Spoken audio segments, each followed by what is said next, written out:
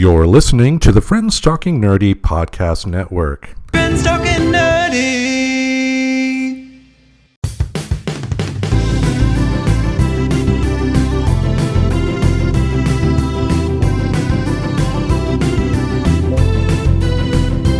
If your friends are nerdy and you are nerdy too, I want to talk to you. Friends Talking Nerdy.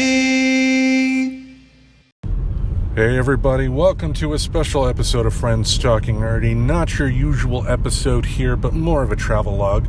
As we told you a few weeks back, this particular episode is being recorded well in advance, and what the Reverend and I are doing, we are going to be talking a little bit about our experiences during the Fearlandia haunt this October. And speaking of that, in the driver's seat, literally, we have the Reverend Tracy. How you doing? Oh, I'm doing well. You know, we are coming back from finishing our dress rehearsal, which is kind of the closest thing that we can call it. It really is kind of final costuming, chaos, some makeup, and getting in some places to make sure we have a good body count for the season. So it's always super important, but I also kind of like it since it's a little bit more low-key that people are able to talk. So it's kind of fun to see the new group of haunters talking and interacting and getting to know each other this season.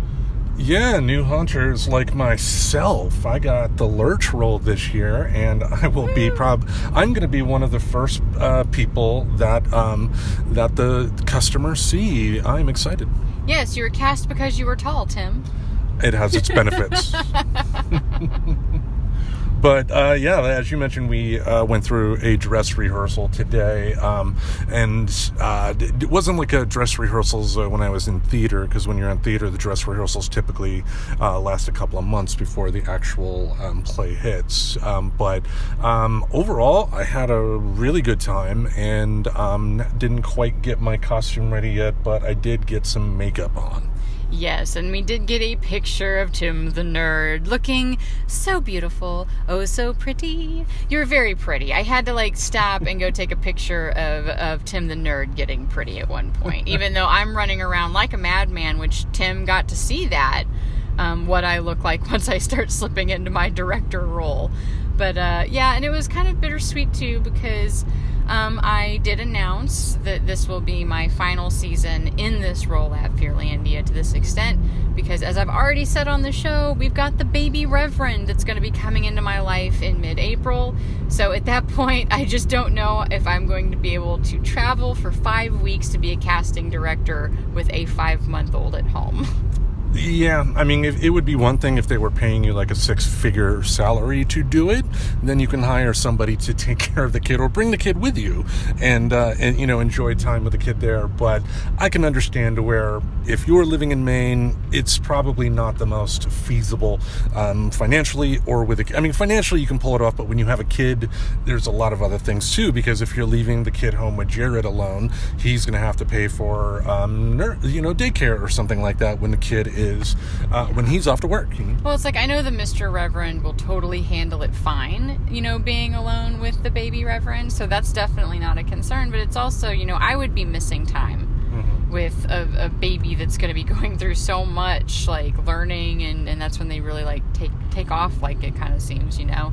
But yeah, it was very sweet. I announced it was my last year, and I was honestly surprised to hear a chorus of no from people who've worked with me and worked under me. You know, we had done, like, the whole hand raise thing, you know, who's been here, this is your first year, second year, third year, and yeah, there's a lot of people who their entire experience of Fearlandia is working with me as the casting director, because shy of the first 2 years, I've been the casting director for the last 5, so... Yeah, and you actually needed a piece of my clothing in order to pull off a big reveal in front of everybody. Oh, yes, because I totally forgot to bring my hoodie. I wore my one cute, I've got a baby in me shirt, and managed to pull off my Haunting for 2 joke one more time, which was also received with some great praise. One of the actors that I have worked with for all 7 years of Fearlandia actually almost made me cry. Like, whenever he came up to me to talk to me after. Yeah, I was there. I mean, I think a couple of tears did go down, but it wasn't a full-on weeping or anything. It wasn't like when I cried at the bus station when I learned what the gender was and stuff. So. Yeah.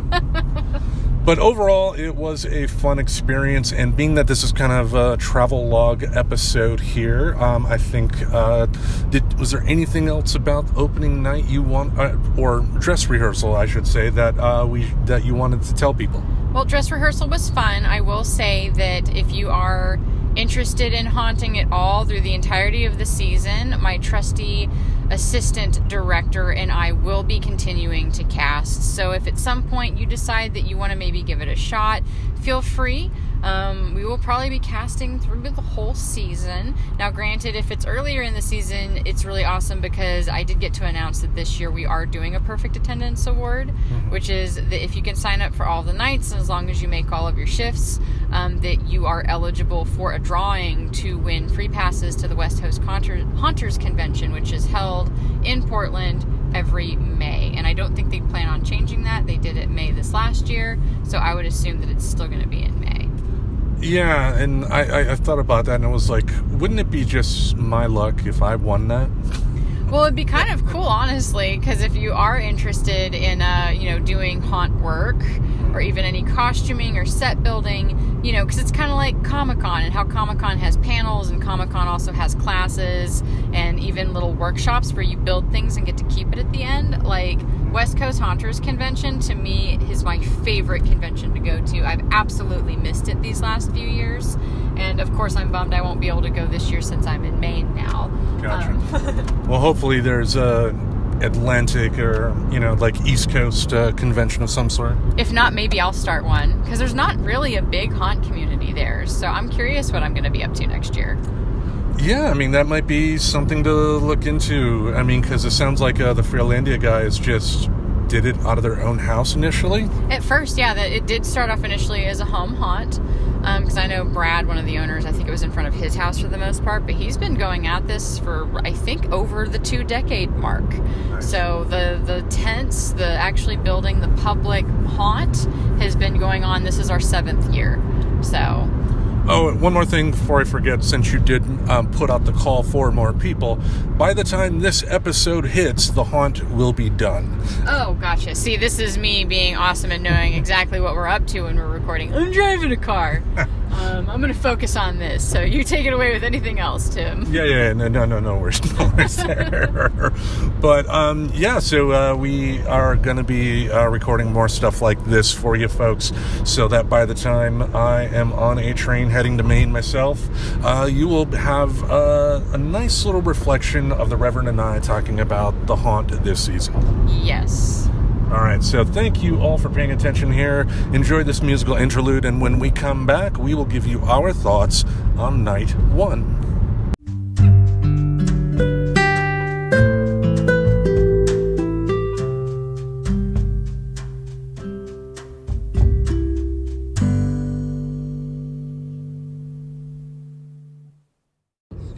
All right, welcome back.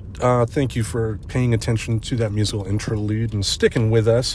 We have wrapped up night 2 of the haunt. Night 1, unfortunately, I did not attend, unfortunately, because I was sick, and the Reverend had like a cat's tails that she's whipped me with, Oh, yes, totally. Did not do my normal thing where I'm like, well, now I'm going to sit down and play people chess and figure out where I can move somebody from one spot to another. Because that's basically a lot of what I end up doing is, covering people who call in. Because, right, like, you couldn't really help that you got sick. Like, that fucking happens. So, did our best without you.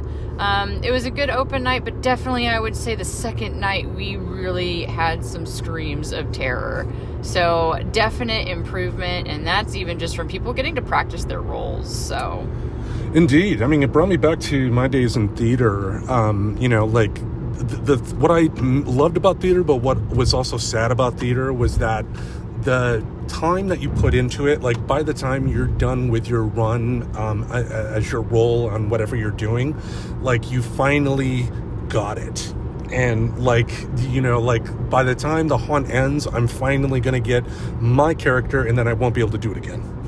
Oh, yeah, probably. That's pretty much how it goes. Yeah. No, I would actually say, like, people kind of get into their character pretty quick. I always take opening weekend as almost like dress rehearsal 2.0, because, I mean, you can dress rehearse all you want, but you're not really going to be able to figure out what works for patrons until you get patrons in the room.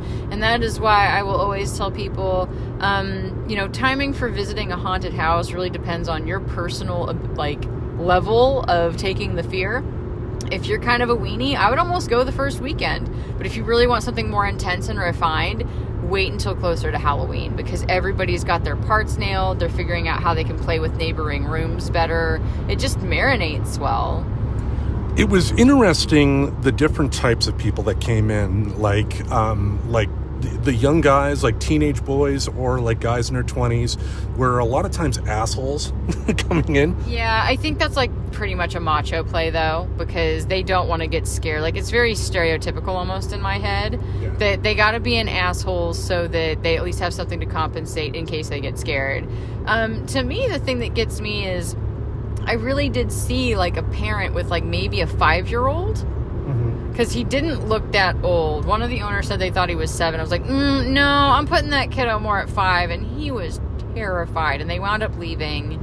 And so, you know, we got him out. I got him laughing, because that's always my goal when that happens. But I do not understand parents that bring small children to haunted house attractions that are made for adults. Did the kid have glasses? I don't remember. He was pretty much buried into his parent at that point. So I didn't get to see his face, but I did try to give him my human side, because I have kind of a two-faced thing going on this season. So I could, you know, hopefully not scare him too much while I got them out of the haunt. Yeah, I remember there was one kid who came in who was really scared and then just asked me to give him a high five. And so I just put out my hand real slow, and he got a high five from me. Yep, and that to me is some of the best kid interaction. Like, I point blank tell my haunters, like, if somebody brings in a small kid, you're playing to entertain that child. You're not playing to entertain the adults anymore, because I don't want us to be the reason that a child is like literally mortified of haunted houses, like borderline traumatizing, because they're little. They're still learning what's real and what's fake. Yeah, and they're not necessarily going to get that the bump that they're hearing is just some schmuck behind a wall. Exactly. It even gets some of our younger actors sometimes. That's something that's happened in seasons past, where somebody's like, no, I mean, I can do this. And like, I had a 14-year-old once, swore up and down they can handle it. I think they made it like 10 minutes into a night and had to stop, because they just weren't handling the screaming. And I was like, no, it's totally understandable. It is an intense show. So when you hear people screaming, like, there's just seems to be an age group that doesn't handle that the best. So, yeah, but, you know, that person's actually grown up and is on the current cast now and doing amazing. Well, that's good to hear. Yeah, I mean, the fun ones for me to scare were the, like, teenage girls or women in their 20s. They seemed ready to scream. Oh, yeah, my favorite. I actually, this season, I'm kind of ending up working this area in front of a curtain maze, and they're really thick plasticky curtains that people have to kind of navigate through. Now, I know this is airing after we're closed, so I'm not spoiling anything. The answer is just go straight ahead, and you would honestly find your way out. But because you have actors like popping in and out of these little sub-tiny little square pieces that have been built into it, it's really gets them disoriented, and it's great because sometimes they'll come right back to where they started, and then I get to taunt them because, like, oh, well, aren't you just right back where you started? And so that is super fun, especially when I can pop my head out of a curtain and I actually get the dude who is just being really macho with me to jump, because he's not expecting to be like, oh shit, like, I actually am, like, this is the beginning, this is the start. Oh yeah, and that was another thing too. Like, guys like my age and older seem to just come in like, I'm not going to be scared, and like, dude, come on, you know, like, I remember when I went last year, yeah, I mean, was I like screaming at every little thing? No, but I also didn't come in with the whole demeanor of being dismissive, you know. Yeah, I mean, I go right back to, I think it's a macho man play, because they almost need that as a security blanket in case they get scared. But to me, it's just like, I don't know, just be there, be willing to enjoy. I did have a kid accuse me of spitting in their face, and I know for a fact I didn't, because I avoid saying anything with a P or a P, because those are the things that can accidentally do that. I said ooh, which is not going to cause spit to happen, but they just basically got embarrassed because they were peeking their head into the emergency halls, and I scared them, and they didn't like that, so they immediately tried to accuse me of spitting in their face, and I'm like, no, but have a good night, and then just let them leave. Oh boy. You get those type of people everywhere, I guess. But overall, it was a very fun night. I had a lot of fun becoming my character, and I know you had a lot of fun as well. You also had a chance to try on some different type of makeup for the character you're trying to play. Oh, yes. Now I'm actually doing the half glam, half gore effect, and that works really well. Granted, I get a lot of, oh my God, you're so pretty. But it's great because that works well in the queue line when I'm trying to get them comfortable with coming in. I let them take selfies with me. It's kind of fun because then they can tag, the haunted house in their little post or whatever. And then, when I'm in the haunt, I get effective scares because it's very jarring in places to have like this half scarred up face chase after you. Yeah, especially with your side of the haunt. I believe you're near where a lot of the black lights are. Oh, yes, all of the black lights, all of the clowns, super high energy, and people are just honestly unglued by clowns anyway, so it's effective for scaring. Indeed. So that will wrap up this little section right here, folks. Again, we had another good time, and by the time we wrap up with the musical interlude, you will hear about our next adventure in haunting. Yep, and my only pro tip for this one is don't use scab blood as eyeshadow. Your eyelid will stick open. I've had to force myself to blink all night. Oh, man. The more you know, kids, the more you know. So hang tight. We'll be right back.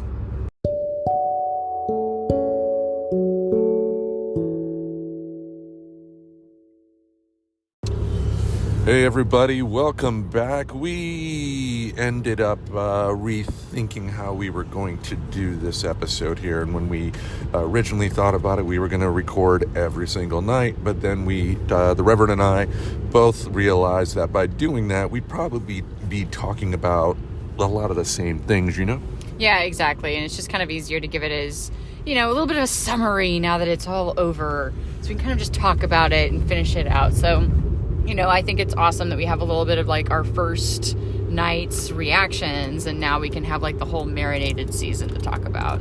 Indeed. Like right now I'm barely holding my voice together because like the last couple of days I finally, it happened when I did theater as well, but like I finally got into a groove and finally realized, what my character was. Because initially my character was a retail employee who died and then came back and then was upset that he had to serve people again. But then over time I realized I should think of it a different way, because if he was a retail employee who died and then he came back in a haunted house to where people were coming in to meet their untimely demise. So he became happy, and once he became happy, I laughed, smiled, creeped people out. It was fun. Oh yeah, and I think that's what's really fun about doing haunt work is you get to kind of develop a character. It's something that I know I honestly kind of look for in people is, can they develop a character and be in character and have that ability? I mean, honestly, because doing haunt work requires some pretty thick skin. Like, I've been both hit on and also called some pretty disparaging things by people when they are dealing with being afraid and trying to take their power back. Like, it's amazing what they jump to. But you know what? Like, most of my personas don't give a shit if you think I'm ugly, and don't care if you think I'm, insert thing, right? Yeah. Like, because why would I care? I'm a demon possessed insert thing. Like that's almost always what mine like turns into. Yeah, I mean, and we've talked about it before, and I think I may have even mentioned it in a previous recording, but the mindset I had was like thinking like a bad guy professional wrestler, and the fact that they go out and they're trying to antagonize the fans to make the fans hate them so that they love the good guy even more. Oh, exactly. So one of my favorite things to do is just encourage people to create that character and don't be you. don't be you in a costume, because I don't know. I don't think that for haunt work that works. Like, I think you almost need to disappear into somebody or something. You do. I mean, because, like, for me, I've made no secret about my issues with anxiety, and if I was me at that door, I would just be me opening the door. Okay, come on in. Just come on in, have a good time. Just don't touch anything. Don't touch the actors. Don't touch that. No, but, Don't touch that. but yeah, becoming a different character was, the fact that I was screaming and scaring people. I mean, that was really fun. Exactly. It's one of my favorite things about haunt work. Indeed. And this is your last full season with Fearlandia in Oregon. Yes, it is. And you've recorded that now. But it was a little emotional. I mean, I'm not surprised because, unlike, the steely, stone cold persona that I try to put out there for everybody that I have no feelings and I'm dead inside, I do. I've got big feelings. It's going to be hard. Like, I know I'm probably going to be helping out, at least remotely, administratively, to, do background checks and help them gather cast and things like that. But it's not going to be the same next year, and I don't think that really hit me until tonight. And then we went to do the announcements, and of course, my steely persona cracked a little bit, and I wound up getting a big, glorious group hug and a lot of amazing compliments from people. And, like, to me, it's hard to tell what is more profound. Like, a compliment from somebody that has known you for all 7 years, or like you've possibly, like, I've been the casting director for 5, so like some of these people have only known Fearlandia since I've been the casting director. Right. So I'm like trying to, sorry guys, I have to get gas, like, so we're gonna have to do that and take a pause in this recording, but because we're professional and like to mention what we do here, but yeah, so it's very bittersweet, and I hope that I can continue to be good and involved and helpful in helping it grow, because, man, it kind of stinks, because when we first talked about bringing me on as the casting director, one of the biggest shifts that the owners, Brad and Tim, wanted to make was they wanted to build a haunt family. They didn't want just a regurgitated list of people that, I guess not even regurgitated is the right word, but just kind of thrown together. They want people that want to come back and know each other and look forward to it as almost like a month-long family reunion, right? So that's what I feel like I've finally gotten so close to building. And so I think that's what makes it even more emotional and kind of shitty to have to say goodbye, at least on a level. On a level, yeah, because obviously you're not going to be there next year for the day-to-day operations, but also on the flip side, I would say, think of it in a positive light, the fact that you do have these other responsibilities with them that you will continue on. So in a way, you are still supporting your family, albeit from afar. Exactly, and that's the best I can hope for, really, right? Because I know I can't be there every day anymore, and it was never going to be something where you can stay at it forever, right? Like, yeah. Realistically speaking, any job you should expect to say goodbye to. $5.47 a gallon. It's about time to buy a horse. My goodness. Not gonna miss this. So that being said, let's take a brief pause, then we can finish any thoughts in a second. All right, stay tuned for the musical interlude.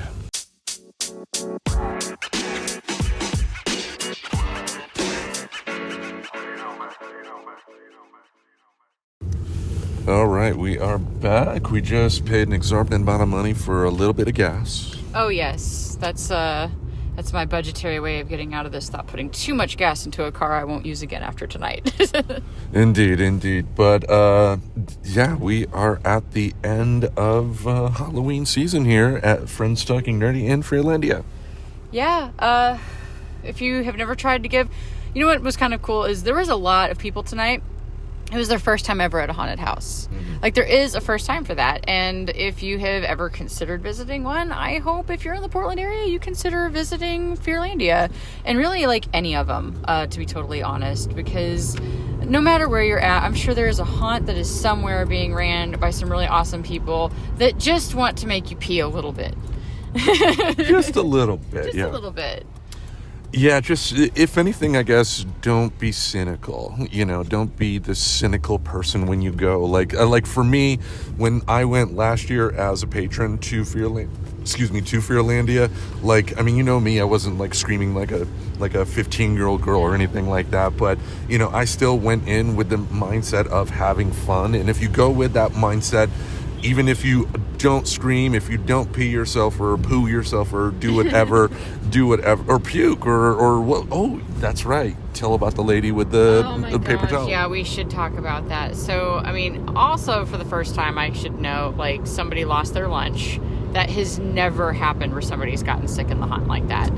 And just to throw it out there, not that this was necessarily the cause, but this is part of the reason why I'm surprised it's never happened yet, is, as long as we're giving tips, don't go to haunted houses drunk, guys. Like, being drunk or really high on something, like, honestly, it's dangerous. It's dangerous for you. It's dangerous for the actors and for anybody involved. So just maybe don't do that, and then you won't lose your lunch.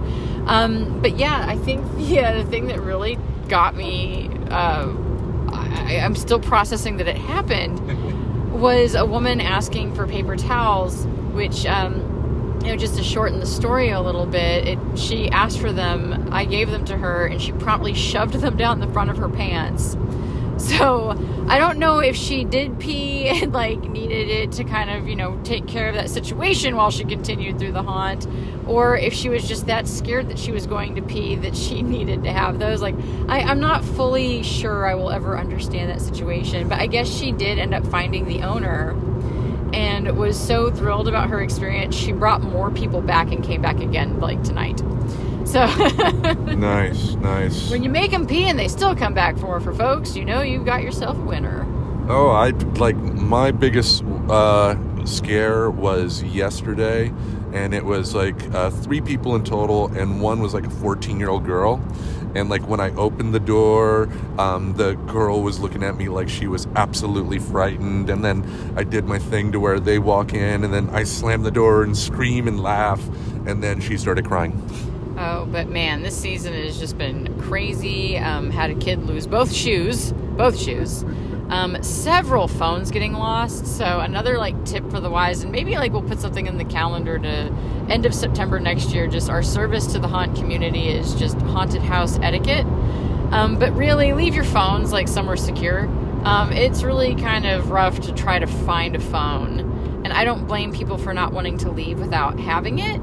But, keeping it out is just screaming for it to get dropped. But yeah, purse, wallet, so much stuff. Lost kid at one point. This child got separated. I mean, we found him quick, so it wasn't ever a high alert situation, because we try to be very fast. The minute that we hear a child has been separated, especially from a parent, we're really quick to try to, rectify that, find kid, because we don't want them, by themselves, to be completely horrified. Although this year the gag device was selling the Fearlandian diapers. I think next year we should totally sell Fearlandian child leashes. Even the wrist ones would be great, because are you worried about your child or your partner running away? Well, we've got the solution for you. And that way they're just tethered to each other. Well, knowing Portland, though, it'll probably end up in a lot of kinky bedrooms, They can have it. Whatever you do with it after you buy it with your Fearlandia branded leash. Your human leash. Indeed. It's not my business. Yeah, well, I think that, will leave us in a good spot here to kind of wrap things up. Yeah, I agree. I'm tired. I'm ready to go home and eat some chicken nuggets that my cousin picked up for me. Yeah, I'll probably have to stop by the store to grab something myself, or maybe Postmates is in my future, because I got paid for the launch. So. Yeah, woohoo! There's that too, little bit of a paycheck there. Indeed. But we definitely had fun. Like the Reverend has mentioned, the Reverend has done this for many, many years now, and this is my first time actually as a member of the haunt, and not just a patron, but it has been one hell of an experience. And even though the Reverend and I will both be in Maine next year, we will still send our love to Fearlandia by letting you all know in Portland, Oregon, and that loud bastard in the car that just passed us, that Fearlandia is there to scare your pants off. Indeed. I mean, I've been doing this for 7 years total. I've been a casting director for 5, and it's one of my favorite creative outlets, and I think that's what makes it so hard to actually have to acknowledge that it won't be the same for me next year. Yeah. Well, my favorite creative outlet is this show, and we thank you all for listening. One more thing before we do wrap up here. Vote November 8th. Oh, yes, because that is very, very soon. And it's important. Like, you should vote every year, not just the presidential election seasons. This is like where Congress people get put in. Like, okay, guys, like, please not Dr. Oz. Can we not have Dr. Oz? Can he stop pretending to be a politician and go back to pretending to be a doctor? And we can help make that happen. But when you don't vote in the off seasons, that's the kind of stuff that can happen. So please do get out and vote. And ultimately, I'm going to say this about voting. There is no reasonable scenario to where one party's going to win everything. So, encouraging people to vote Democrat is kind of silly. I would just say vote for people that are making an honest attempt to help the people. Republican, Democrat, Green Party, anybody in between. Yeah. Those people are not going to be encouraging people to, start insurrections and stuff like that. Vote for good candidates. Exactly. I am not necessarily a party line follower myself for that very reason. I would much rather read and see what people are about, and also take care of what you're putting into your ears too. Because, I don't know, to me, maybe it's just because of my raising and stuff that I've dealt with in the past, but when somebody is, getting up and only saying you should vote for me because this person's bad because this, be willing to put your skepticals on both sides, and, look into what they're pro. Look into what they actually want to do, not what the person who really, really, really doesn't want you to vote for them is saying about them. Indeed. And also, just do what you can to cut yourself from the major media teat, I guess. If you're getting all of your news from CNN or Fox or MSNBC, maybe don't. Well, change it up, right? Because at least, Fox to me is a far one. CNN is even a far one, just in the opposite direction. Mm-hmm. But I think only taking in one source, especially when it is so biased, is where you get into developing anchor biases, for example, which is something I know we've been super interested in talking about, is biases and how they manifest and stuff like that. But yeah, this time of year, it's always just so rough because everybody gets really on edge, and I think it's large in part because of the way that the news media market tries to get you to click on them, and the way that we find acceptable for campaigning. Yeah.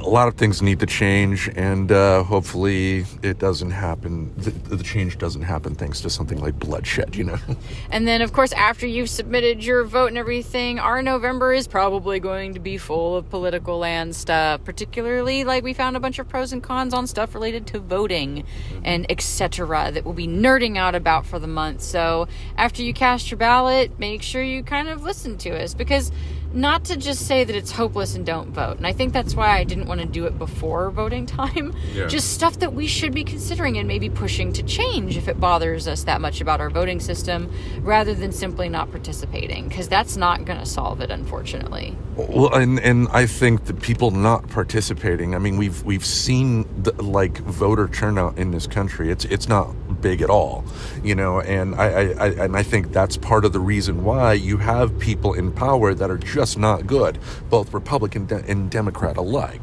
Yeah, so read. There's a lot of states that do voters pamphlets even if they don't have voting from home. I know I'm excited. My ballot is waiting for me at home with the voter's guide and the internet that I can use at my leisure. Indeed. With the moving situation, I don't think I can vote. Yeah, it might be a little too late for that, because I think you have to get your main driver's license immediately. Yeah. So, but that's another thing to look forward to in November and going forward. I'm going to get used to Maine now. Yeah, get used to Maine. It's going to get used to you.